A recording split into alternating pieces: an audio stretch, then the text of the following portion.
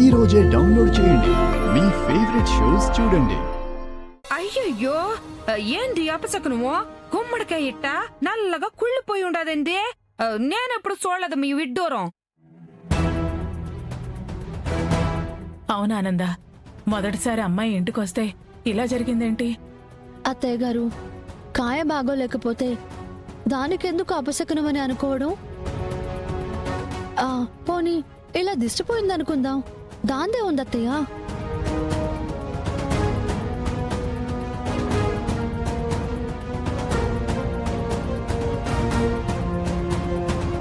అవును, దామినికి తగిలిన దిష్టి గుమ్మడికాయతో పోయిందనుకుందాం, తప్పేముంది? ఆ శకునాన్ని కూడా కొబ్బరికాయతో దిష్టి తీస్తే సరిపోతుంది కదా.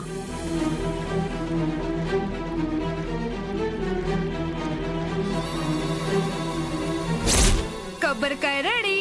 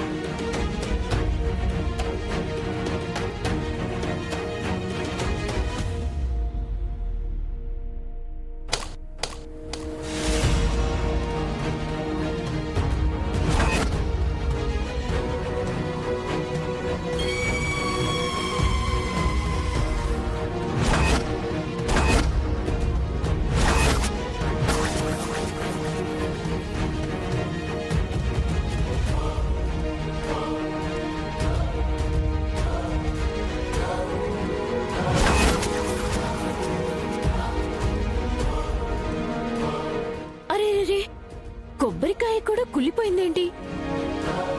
గుమ్మడికాయ కుళ్ళిపోయిందంటే కాయ బాలేదని సర్ది చెప్పుకోవచ్చు గాని ఈ కొబ్బరికాయ కూడా కుళ్ళడమేంది?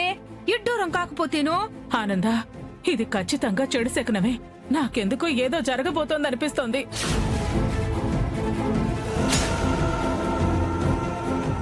అక్క, శకునాలు చెడును చూపించినా అది మన మంచి కోసమేనని భావించాలి.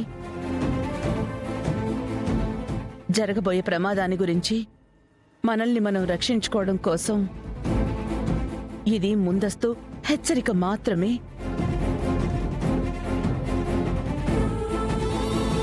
ఎవరికి ఏమీ అవ్వదు. పదండక్క.